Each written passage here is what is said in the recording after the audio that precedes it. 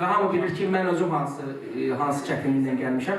Mən bir dənə evim var idi, o evi qoydum banka. Onda mən sahibkarlıq krediti də yox, sahibkarlıq nə demək ki, onun yanına keçəmirdim. Neydisə. Elə oldu ki, banka qoydum. Risk elədim, kreditə götürdüm və sonradan da çalışdım, vuruşdum, əlləşdim. Atam neçə aya yaxın mənimlə danışmırdı. Ümumiyyətlə, ignore edirdi, məsələn, danışdığım işdən, biznesdən. Və 3-4 aydan sonra həmişə qeyd edədiyim kimi, həmin atamın evində banka qoydum. Yəni, fərq budur.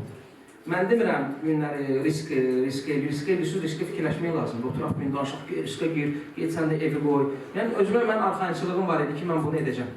Yəni, mütləq də risk etməmişdən qabaq, mütləq sənin bir bazan olmalıdır. Baza necə? Sən haradasa işləməmiş, haradasa oturub xəyalın həyatına bax, Arifə bax, mən də edəcəm, gedim, bir dənə evim var, bir dənə gedim, bilmədiyim bir işə gedim, girim, o nəsə eləyim, o elə olmur. Sən mütləq haradasa işləməlisən, haradasa o bazanı yığmalısan. Mən o işi qurmamışdan qabaq, evi qurmamışdan qabaq, şərikinə işləmişəm, həmin o biznesi bilmək üçün, öyrənmək üçün. Ev yoxdur, şərik işlədim, yəni bölüşdüm, elədim, özümü sınadım ki, mən bunu edə biləcəm, yoxsa yox. Gördüm ki, bu alınır, ondan sonra o risk elədim. İndi çox adam deyəcək, nə yaxşı oturdu, risk elədi. Yox, riskin özü də ağıllı risk olmalı. İnsan o fikirləşməlidir ki, bunu bacaracaq, yoxsa hara gəldi, o da atmaqdan deyil.